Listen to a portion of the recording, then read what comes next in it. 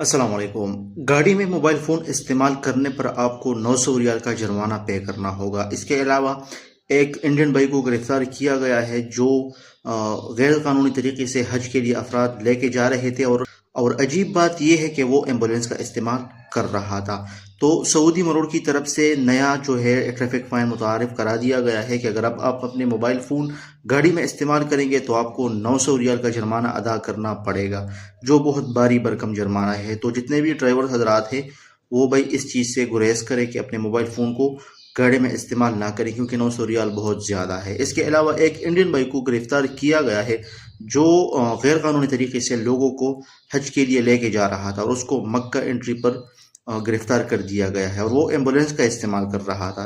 तो इस बार इतनी सख्ती है कि आप सोच भी नहीं सकते। तो इसलिए आप गैर कानूनी तरीके से हज करने से गुरेज करें, क्योंकि आपके ऊपर भारी भरकम जुर्माना भी लगेगा और इसके अलावा आपके ऊपर बैन भी लग जाएगा और आपको डिपोर्ट भी कर दिया जाएगा।